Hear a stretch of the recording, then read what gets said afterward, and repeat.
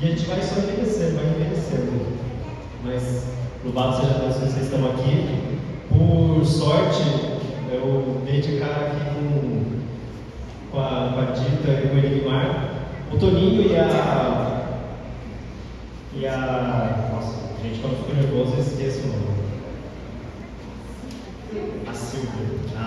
Eles acabam não me vendo com tanta frequência, mas o Enigmar e a Dita, da mesma igreja, chegam aqui, eles estão aqui, enfim, se for um sermão que vocês já ouviram, me lamento por isso, mas eles não ouviram ainda. Nós temos também o Maurício que está aqui, também foi membro lá da Comunidade, agora está aqui na Independência. Que bom. E tem alguns outros amigos que eu conheço da Independência. Louvado seja Deus que vocês estão aqui. Vamos abrir as nossas Bíblias em Mateus capítulo 24. Nós vimos aqui, na hora que eu cheguei, estava tendo o finalzinho da escola sabatina, os momentos dos anúncios. Eu vi que tem uma mobilização da escola sabatina entre as classes para arrecadar alimentos, para fazer ações juntos. Queridos, o melhor lugar para mobilizar a igreja é na escola sabatina. É no momento que está ali a classe, onde estão os professores e tem ali uma proximidade. Você não consegue ter proximidade com a igreja toda, mas na escola sabatina você tem proximidade com as pessoas que estão ali. Então, esse é o melhor caminho. Eu comentei isso no pequeno grupo ontem. A igreja eu estou na igreja há 12 anos, 13 anos, e eles estão tentando fazer com que a escola sabatina vire um pequeno grupo e vire uma unidade de ação e vire um trabalho missionário a partir da escola sabatina. E nós estamos ainda patinando nesse requisito. E tem um rapaz da nossa igreja que ele veio mencionando, ele falou que lá no país dele funciona muito bem isso.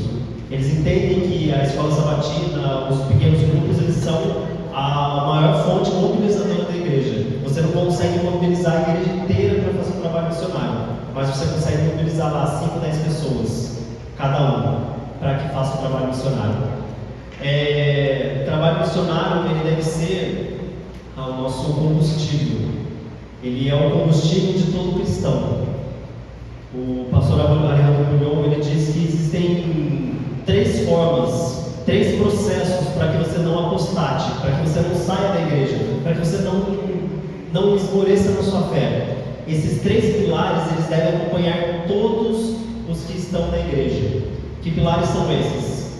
Oração, fundamental, não tem como você ser cristão sem oração. Estudo da palavra. Nós temos que parar de ouvir sobre a Bíblia. Nós temos que ouvir a Bíblia, o que ela tem a dizer. Nós ouvimos muitos sermões e agora a gente tem uma infinidade de sermões no YouTube de várias igrejas. Nós ouvimos palestras, ouvimos pessoas, ouvimos podcasts, mas a gente não ouve a Bíblia. Nós não paramos para ouvir o que Deus tem para falar para mim hoje. Eu ouço a partir da percepção de outra pessoa. É errado? Não. Mas nós precisamos ouvir mais a Bíblia. De verdade. E o terceiro pilar é o testemunho. Esse pilar, ele é o mais importante, porque eu só vou crescer nos outros 2 se eu puder exercitar aquilo que eu aprendo. Senão eu esqueço. Não adianta eu orar sem estudar a Bíblia, não adianta eu estudar a Bíblia sem orar, e não adianta eu fazer esses 2 e não fizer nada com a informação que eu recebo. Então, o desejo que Deus tem para cada um de nós, e nós estamos num momento tão crucial da história humana, nós estamos vendo a história humana caindo para um desfecho que, se nós não estivermos preparados neste momento, nós vamos fracassar, nós vamos ficar para trás, nós vamos não suportar as dificuldades. Não sei quantos acompanham o noticiário, é de dar não somente desespero, mas nos dá alegria, porque nós sabemos que o nosso mestre está voltando, Jesus está voltando. Nós vemos encontros entre presidentes dando discussão. Tive essa semana que deu uma discussão violenta entre o presidente da Ucrânia e o presidente dos Estados Unidos, Afinal, o presidente dos Estados Unidos ele veio para mudar tudo que tinha. Se a gente esperava que fosse alguma coisa mais calma, ele mostrou que ele não vai ser calmo, e isso ele tende a trazer uma instabilidade no mundo. E quando tem instabilidade no mundo, o mundo procura segurança. E a segurança é união. E aí a gente começa a entender o que essa união pode trazer. União tanto política, união religiosa, e aí a gente já está com um cenário pronto para os eventos finais, decretos. Ah, mas isso vai demorar anos para acontecer, queridos. Eu já falei isso da outra vez que eu vim aqui e vou falar de novo. A pandemia, ela veio para nos mostrar que em semanas as coisas podem acontecer. A pandemia, ela começou a ser falada com mais frequência no mês de março de 2020. No final de março de 2020, estávamos todos nós trancados. E ainda brasileiro era um pouco rebelde. Mas houveram países, por exemplo na China, que realmente as pessoas estavam trancadas. As pessoas que iam para a rua, a polícia ela ia lá querer saber o que estava acontecendo. Por que elas tinham saído sem autorização? No Brasil a gente é rebelde, a gente faz as coisas ainda. Mas mesmo assim a gente sentiu o que aconteceu. Precisou quanto tempo para que as pessoas fossem confinadas e proibidas a fazer o que elas estavam acostumadas a fazer? Menos de um mês. Você acha que os eventos finais vão acontecer lenta, sucessiva e gradualmente? Ou elas vão acontecer da noite para o dia? Isso é um alerta para nós. E diante disso, eu queria estudar com vocês o capítulo 24 e o capítulo 25 de Mateus, que ele vai falar exatamente deste momento. E esse chamado é: enquanto Jesus não vem, o que as pessoas que se dizem cristãs, as pessoas que são filhos de Deus, elas devem estar fazendo? O capítulo 24, verso 14, ele diz o seguinte, e esse verso é conhecido por todo mundo. Mateus 24, 14: e será pregado, uma ação do futuro, este evangelho. Qual evangelho? É o evangelho que é pregado por aí? Não, o evangelho é com sono. O evangelho que lá em Apocalipse 14 fala, no capítulo verso 6, é o evangelho eterno. Já existe um evangelho, o evangelho de Jesus Cristo, o evangelho da graça. O evangelho da graça, ela veio no Antigo Testamento e ela veio no Novo Testamento. E ele veio para cada um de nós. Somente pela graça nós somos salvos. Ele diz: este evangelho do reino por todo o mundo é uma mensagem global. Eu tenho que sair daqui para pregar para as outras pessoas? Não. Aonde você estiver, você tem que pregar.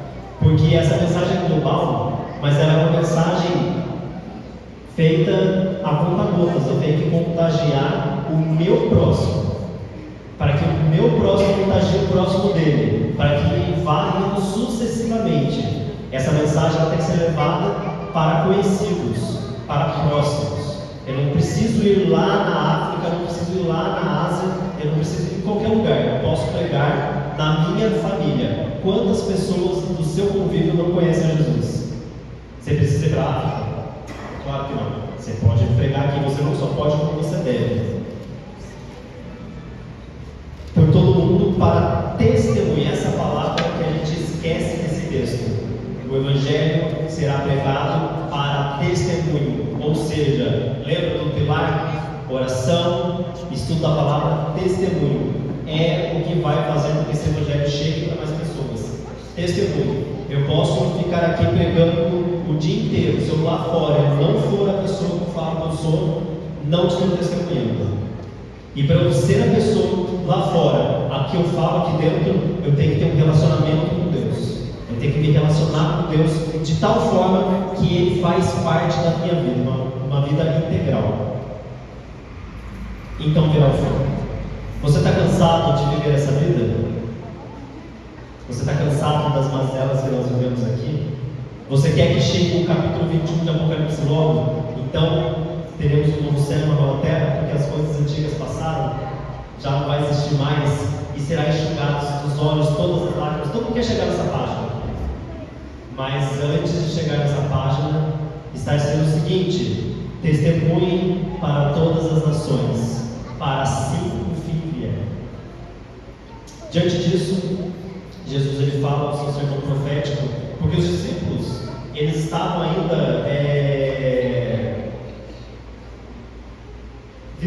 implantando um reino terrestre, um reino no qual Jesus tomaria o poder, e esse poder seria exercido aqui, e eles seriam ministros do seu governo. Eles não esperavam que Jesus ia morrer, e Jesus estava falando, eles estavam percebendo, e eles falam para Jesus: olha, que lindo a igreja da Independência, olha como ela é bem montada, olha a plataforma, o que ela tem, maravilhoso, né, Jesus? Jesus, ele fala o quê? Não sobrará pedra sobre pedra. No caso, ele fala do templo. O templo realmente era fabuloso, fantástico. Pensa na coisa mais linda que você viu. O templo, ele era mais bonito que isso. Fantástico. Os discípulos tinham orgulho, todo judeu tinha orgulho do templo. Só que eles se esqueceram que o templo estava diante deles, que era a própria pessoa de Jesus. E Jesus fala: não vai sobrar nada aqui. E os discípulos perguntam para ele: quando essas coisas irão acontecer e que sinais teriam da sua vida? Ele pergunta duas coisas, e Jesus vai responder nesse capítulo as duas coisas simultaneamente, ora respondendo sobre o fim dos tempos, ora respondendo quando o templo ia ser destruído. E ele vai migrando, ele vai mudando essa história, e ele vai falando de algumas coisas importantes. Só que nós chegamos num ponto no capítulo 24 que parece que Jesus, ele muda de assunto, mas ele não muda. Ele, ao invés de falar o que iria acontecer, ele fala: olha, prestem atenção, porque desse jeito vocês têm que se comportar. Ele começa a falar de comportamental, ele para de falar de eventos. E é isso que a gente tem que se firmar nesse momento. Qual que é o comportamental do povo de Deus enquanto ele não vem? Lá no capítulo 24, a partir do verso 32, ele vai falar algumas parábolas. Ele fala da parábola da figueira, ele fala da parábola do servo bom e mau. Capítulo 25, ele vai falar da parábola das 10 virgens, ele fala da parábola dos talentos, e ele finaliza esse pensamento com uma história sobre o grande julgamento. E é sobre isso que nós vamos nos concentrar. Rapidamente, nós vamos falar um pouquinho de cada parábola para nós chegarmos e entendermos o que Jesus, qual é o propósito de Jesus quando ele fala disso. Jesus, ele fala assim: aprendei, pois, a parábola, verso 32 do capítulo 24, a parábola da figueira. Quando já os seus ramos se renovam e as folhas brotam, sabeis que está próximo o verão. Nós estamos olhando a figueira, ela está dando fruto, sim ou não? Ela está florescendo, sim ou não? Sim. Nós estamos olhando os eventos finais e estamos vendo que Jesus está prestes a voltar. Então essa mensagem é para os discípulos ou é para nós? Para nós. Era para eles também, mas essa mensagem neste momento é para as pessoas que estão aqui nessa igreja e para as pessoas que estão frequentando todas as igrejas adventistas. Mensagem para o povo de Deus. Essa mensagem não é para a gente de fora, essa mensagem é para a gente de dentro. E ele vai contar sobre ele vai relatar que nos dias de Noé as pessoas casavam e davam-se em casamento até que veio o dilúvio e ninguém viu o fim, e o fim veio. E ele diz algo bem interessante. Ele fala assim, verso 34: em verdade vos digo que não passará essa geração sem que tudo isso aconteça. O templo de Jerusalém ia ser destruído. Jesus está falando disso. Mas ele pode ser aplicado a nós. Nossa geração vai receber a vinda de Jesus? Cabe a nós. Mas a geração que receber Jesus, ela vai estar vivendo nesses moldes, sem se preocupar com o fim. Nós estamos iniciando as festividades do Carnaval hoje. As pessoas estão preocupadas com alguma coisa hoje? Não está preocupado com nada. Não está preocupado nem com as contas que virão no dia 4 de março, na quarta-feira de cinzas. Elas estão dispostas a viver intensamente os seus dias como se os seus dias fossem os últimos. Só que os dias não são os últimos, os dias continuam.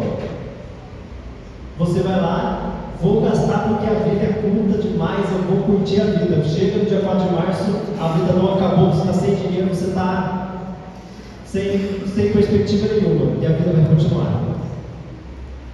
As pessoas estão vivendo de qualquer jeito. E ele diz que elas não vão perceber quando o Filho do Homem chegar, porque eles estavam se divertindo. A chuva veio, Noé estava na arca e eles se perderam. E ele diz assim, verso 42: portanto, vigiai, porque não sabeis em que dia vem o vosso Senhor. Mas considerai isso: se o pai de família souber a hora que virá o ladrão, vigiaria e não deixaria que fosse arrumada a casa. Por isso também ficai vós apercebidos, porque a hora em que não cuidais, o Filho do Homem virá. A partir desse momento, Jesus vai começar a falar sobre isso. Se não vai ser com data marcada, vai ser surpresa, o que você tem que fazer? Uma pergunta antes: quanto tempo falta para Jesus voltar? Existe um tempo específico para Jesus voltar? Uma data marcada? Existe. Existe. Posso provar para vocês que existe. Existem duas formas de Jesus voltar. A primeira é a vida gloriosa do Senhor Jesus. A segunda forma de Jesus voltar é a sua vida. Vocês têm perspectiva de viver quantos anos? Você tem perspectiva de viver aí 50 anos mais? Os mais jovens talvez 60, 70. Jesus vai voltar no dia em que você morrer. Existe uma data. Só que vou trazer mais um drama. Você sabe se você vai estar vivo daqui a uma semana? Você sabe se você vai estar vivo daqui a um dia? Jesus pode voltar para você quando? Hoje. Qual que é o dia da volta de Jesus? Todo dia. Todo dia faz a diferença. Porque Jesus pode voltar para você assim que você sair dessa igreja. Você não sabe o que pode acontecer. Então existe uma data específica para Jesus voltar. Essa data é hoje. Viva o reino de Deus como se ele já estivesse começado. Porque Jesus vai voltar independente do que você esteja fazendo, preparado ou não. Pois bem, essas parábolas elas vão servir de base para aqueles que querem ser povo de Deus. E aqueles que não fizerem o que está falando aqui, ele diz o seguinte: aqueles que não fizerem serão levados ao choro e ranger de dentes. Ou seja, isso aqui é questão de juízo, é questão de salvação. Fique bem claro, isso aqui é questão de salvação. Aqueles que não fizerem o que está dizendo aqui, que não se prepararem dessa forma, poderão se perder. Pois bem, a primeira parábola, ela fala do servo bom e servo mau. Verso 45: quem é, pois, o servo fiel e prudente a quem o Senhor confiou os seus conservos para dar-lhes o sustento a seu tempo? Quem são essas pessoas? Servo fiel e prudente confiou os seus conservos, os seus semelhantes, os seus próximos para dar o sustento. Queridos, você hoje é portador de uma notícia, de uma mensagem muito especial. Você é adventista do sétimo dia não porque você é mais especial do que os assembleanos, não porque você é mais especial do que os da congregação. Você foi chamado para pregar a última mensagem. Você foi chamado para pregar a verdade presente. Você foi convidado a ser o Elias dos últimos dias. Ou seja, você tem uma responsabilidade muito grande. E ele diz aqui: servo fiel e prudente, que foi confiado os seus conservos para dar o alimento. Que tipo de alimento é esse? É o alimento da palavra de Deus, é a pregação do Evangelho. Ou seja, aqueles que não foram pegos trabalhando, alimentando o seu próximo, alimentando a sua família, alimentando os seus vizinhos, alimentando aqueles que estão sob sua responsabilidade, sob sua influência, você está negligenciando, você é considerado servo mau. E o que acontece com o servo mau? Verso 49 Verso 50: virá o Senhor daquele servo em dia que não se espera e em hora que não se sabe, castigá-lo-á, lançando-lhe sorte com os hipócritas. Ali haverá choro e ranger de dentes. Jesus está falando o seguinte: se você não cooperar com a obra de Deus, você não vai fazer parte do reino de Deus. Porque Deus é ruim? Não. Porque se você não cooperar com a obra de Deus, a sua fé vai despencar. A sua fé despenca. Não tem como você se manter firme sem você estar trabalhando. Primeira parábola, ela fala sobre a verdade presente. A verdade presente, ela fala sobre fidelidade e sobre perseverança. Continuar no seu caminho, levando o Evangelho. Mateus capítulo 28, Jesus ele fala: ide e pregai o Evangelho. Mas a melhor tradução é: enquanto vocês vão caminhando, enquanto vocês vão vivendo, pregue o Evangelho. Testemunho. Não é essa a mensagem? Testemunho, então verá o fim. Verdade presente. Pregue a verdade presente. Doa a quem doer. Se você pregar a verdade presente, Jesus vai voltar. Se você não pregar a verdade presente, Jesus vai voltar. Então é melhor que você pregue a verdade presente e seja um servo fiel, prudente e perseverante. A segunda parábola, ela fala da parábola das 10 virgens. Essa parábola, às vezes nós entendemos ela de forma equivocada, porque essas virgens, todas elas estavam aqui no meio da nossa igreja. Não tem pessoas de fora. Jesus está falando dos seus filhos, dos seus servos. Mas por que algumas delas estão extraviadas? Porque algumas delas estão descuidadas. Extraviadas é uma palavra muito forte, porque elas não estão extraviadas, porque elas são virgens. Elas estão descuidadas, elas estão, a palavra que usa aqui, nécias, loucas, porque é loucura estar nesses dias que nós vivemos dessa forma. Ele fala que essas 5 virgens imprudentes, elas não tinham consigo algo importante, que era o azeite extra. O azeite representa o Espírito Santo. Você estar cheio do Espírito Santo não te dá a certeza que amanhã você estará cheio. O Espírito Santo de hoje é para hoje. O Espírito Santo de amanhã é para amanhã. E se você quer ter o Espírito Santo para mais dias, o que você precisa fazer? Orar, estudar a palavra e testemunhar. Você precisa estar numa constante. Sabe qual que era a função dessas virgens? E esse é o maior equívoco que as pessoas têm. As virgens, elas eram importantes no casamento, nas bodas, porque elas iam iluminando o caminho do noivo e do cortejo nupcial para que eles chegassem nas bodas. Qual que é a função das virgens então? Pregação do Evangelho, iluminar o caminho, mostrar qual que é o caminho certo. A noiva não é a igreja, como muitas pessoas pensam. A noiva é a cidade santa, porque ali você fala que João vê a cidade santa descida, ataviada como noiva. A cidade santa é a noiva de Jesus. Nós vamos estar lá como testemunhas do banquete. Nós somos convidados como testemunhas, somos convidados. Jesus nunca coloca a gente como noiva. Jesus sempre coloca como convidados, como testemunhas, como participantes, não como noivas. A gente quer se colocar como a noiva de Jesus. A noiva de Jesus não somos nós. A noiva de Jesus é a cidade santa. É a consumação daquilo que ele veio fazer. É a salvação da raça humana. É todo o conjunto das pessoas lá dentro. A cidade santa repleta dos salvos. Essa é a noiva. Mas a gente não se inclui lá dentro? Sim, mas só no momento que nós estivermos lá. Enquanto nós não estivermos lá, nós estamos fazendo qual é o nosso papel? Testemunha.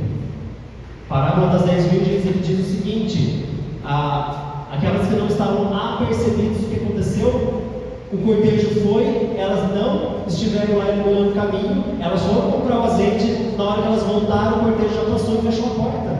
Que porta que é essa? A porta da graça. A porta da graça se fecha. Não suportará os eventos finais aqueles que conhecem a mensagem e não se exercitam. A mensagem do sai dela, povo meu, de Apocalipse, ela não é para a adventistas do sétimo dia. Sinto muito, Ah, vai ter conversões depois do decreto dominical? Sim. As pessoas que não conhecem a mensagem vão ser convertidas assim, porque elas vão entender que a mensagem ela é urgente, Deus está chamando. Mas adventistas do sétimo dia, que se esperam se converter e se fortalecer dentro de um decreto dominical, desculpa, não vai dar certo esse plano. Porque nós temos que estar preparados. Quem vai se preparar? Quem vai preparar o resto do povo para o decreto são os adventistas. Então você não tem diferença de outra religião, de outra denominação. A única diferença que você tem é você tem um chamado profético para pregar, para levar as pessoas desse mundo para o céu. Pesada responsabilidade, né? Agora você entende que você foi chamado porque você tem capacidade. Você foi escolhido porque você, dentre todas as pessoas que estavam lá fora, do meio cristão, vocês são pessoas habilmente capazes de realizar essa obra. Olha o que Deus está dizendo para você. Você é capaz de fazer isso. Deixa Deus trabalhar. A próxima parábola, ela fala da parábola dos talentos. Essa parábola, ela pode ser interpretada como talentos e talentos mesmo, o seu trabalho. Mas aqui está falando, o talento que ele está falando aqui é de dinheiro, é de recursos. A parábola em si fala de recursos, mas como que nós podemos interpretar no nosso estudo? Ela diz que o homem, a partir do verso 14 do capítulo 25, ela fala sobre um homem que vai viajar e confia aos seus servos uma quantidade diferente de talentos. Uma pergunta: faz diferença quantos talentos cada um tinha? Nenhuma. Porque aquele que tinha 5 e aquele que tinha 2 foram agraciados pelo Senhor, porque eles fizeram um bom uso dos talentos. Aquele que tinha 1, ele seria menosprezado porque ele tinha 1. O grande problema desse que tinha 1, e dever de casa, leia o capítulo 24 inteiro, para você entender mais profundamente essa história. Por conta do tempo a gente não consegue avançar, não consegue ler todas as parábolas, mas o texto diz o seguinte, verso 21, capítulo 25, verso 21, sobre aquele que tinha 1 talento, verso 21 não, desculpa, verso 24, chegando por fim, o que recebeu o talento disse: Senhor, sabendo que és homem severo, que ceifas onde não semeaste e ajunta onde não espalhaste, receoso escondi na terra o teu talento, aqui tem o que é teu. Uma pergunta: esse servo, ele conhecia o senhor dele? Ele julgou que o senhor dele era dessa forma. Muitas pessoas acham que Deus, ele é o Deus tirano, que Deus é aquele Deus que fica lá com a lupa queimando as formiguinhas, que Deus está olhando tudo aquilo que eu estou fazendo para relatar. Queridos, Deus está olhando tudo que nós estamos fazendo, não para nos condenar, mas para nos salvar, para nos ajudar. Então a mensagem aqui é: se você não conhece o seu Senhor, se você não tiver um relacionamento com o seu Senhor, você vai pegar o seu talento e vai fazer o quê? Vai esconder. Isso pode ser talento financeiro. Sabe? O que significa dinheiro? O que significa o seu salário? Significa tempo que você gastou para você não estar com sua família, tempo que você gastou para não estar com seus filhos, tempo que você não gastou para você estar descansando. Ou seja, esse dinheiro, ele é precioso sim ou não? E nós gastamos ele de forma tão desajuizada, que você está fazendo com que a sua saúde, que o seu tempo seja jogado fora. Tempo é precioso, dinheiro não, mas esse dinheiro, ele representa a quantidade de tempo que você gastou, que você deixou de gastar com você para gastar com outra pessoa, com o seu patrão. Então use bem os seus recursos. Para quê? Para o seu sustento, para a manutenção da obra de Deus, para auxiliar aqueles que não precisam, aqueles que não podem. O dinheiro vai ser uma bênção. Se você pegar o seu dinheiro e desperdiçar com cada coisa que você acha que você deve comprar, você não está sendo um servo fiel. Você está gastando sua saúde, o seu tempo de vida com aquilo que não é vida, aquilo que é morte. Pois bem, essa parábola se encerra dizendo o seguinte, que aquele que tem receberá mais. E se a gente for parar para pensar, todos aqueles que tinham e multiplicaram, eles dobraram aquilo que eles tinham. Então o problema não é o quanto você tem, mas sim o que você faz com aquilo que você tem, com os seus dons, com os seus talentos, com os seus recursos, com o seu tempo. Quanto tempo você gasta para Deus diariamente? Você gasta tempo suficiente com Deus? Aqui envolve todas essas coisas. Cooperação com Deus, ser cooperado de Deus. Deus, Ele quer que nós cooperemos com a obra dele. Primeira parábola, verdade presente, fidelidade, perseverança. Segunda parábola, Espírito Santo e abundância, investimento, investir naquilo que é importante, Espírito Santo. Essa terceira parábola, ela fala qual que é a sua missão de vida. A missão que você tem na sua vida é dedicar os seus recursos, os seus talentos, o seu tesouro, o seu tempo naquilo que é o mais precioso, pregação do Evangelho. Foco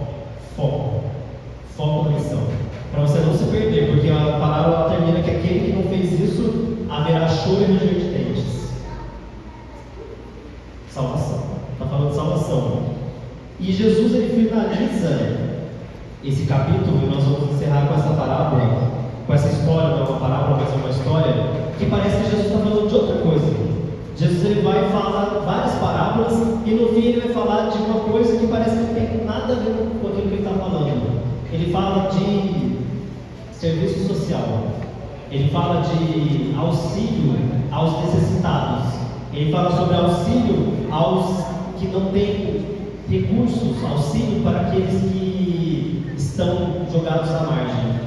Nós podemos entender então que salvação, ela tem a ver com as nossas obras? Sim ou não? Não. Salvação, ela não tem a ver com as obras. Mas aqueles que estão salvos por Deus, eles realizam boas obras. É diferente. Aqui não está dizendo salvação por obras. Aqui está falando o seguinte: quem se lembra de cor que o capítulo de Efésios fala? Nós somos salvos pela graça, mediante fé. Isso não vem de nós, não vem de vós, é dom gratuito de Deus. Qual que é o próximo verso? Não de boas obras para que ninguém se glorie, mas porque nós somos feitos para boas obras, nós somos feitura de Deus, nós somos habilitados para boas obras. Ou seja, aqueles que se parecem com Deus vão fazer as obras de Deus. Não tem como você não ser de Deus e você não fazer as obras de Deus. Então aqui, essa separação entre bodes e ovelhas tem a ver com aqueles que fizeram todo o passo a passo de salvação, cuidou do seu próximo, encheu as suas vasilhas extras de azeite, cuidou dos seus talentos. O resultado qual que é? Você é ovelha, você vai para o lado direito. Você vai ser um servo bom e fiel, porque você serviu aos pequeninos de Jesus, assim como você serviria ao próprio Jesus. E Jesus, em recompensa, o que ele faz? Ele abre as portas dos céus. Ele escancara as portas dos céus para essas pessoas. Mas aqueles que não entenderam o Evangelho, que é um testemunho diário, que é uma vida diária de consagração, de testemunho, de perseverança e de contato íntimo com Deus, essas pessoas elas não vão conseguir fazer. Eu não vou visitar um presidiário porque ele é presidiário. Eu não vou ajudar esse mendigo porque ele é muito forte, ele podia estar trabalhando. Eu não vou ajudar A ou B porque eu sempre acho uma supinha. Queridos, aqueles que são preparados para boas obras, é impossível não realizá-las. É impossível. Qual que é o resumo, então, do capítulo 25 e de tudo isso que Jesus está falando? Porque a partir do capítulo 26, realmente a história muda. Porque ele vai falar sobre o plano para tirar a vida de Jesus. Então, no capítulo 24 e o capítulo 25, Jesus está falando da mesma coisa. Preparação para o reino. Queridos, agora eu quero chamar a atenção de vocês, meio-dia, 2 minutos para a gente encerrar. Qual é o centro da sua vida?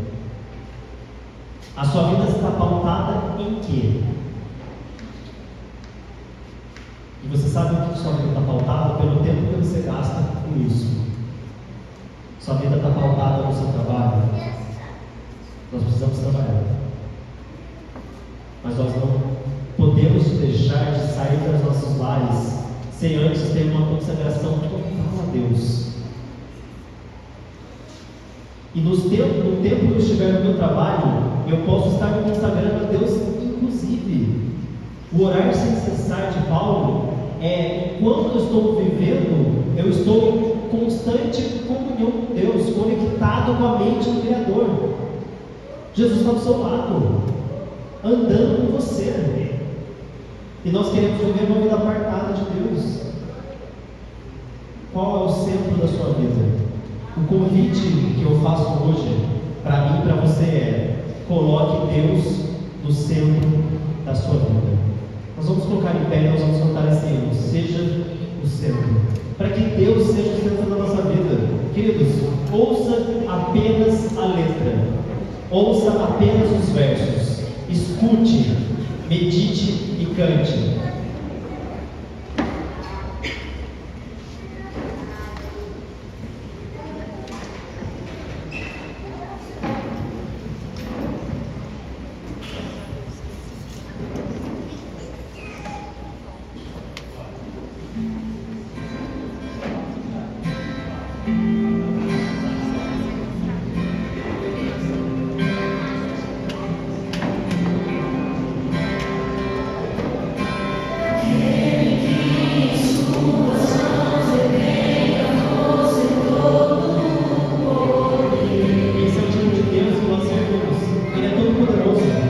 Pode dar errado na sua vida.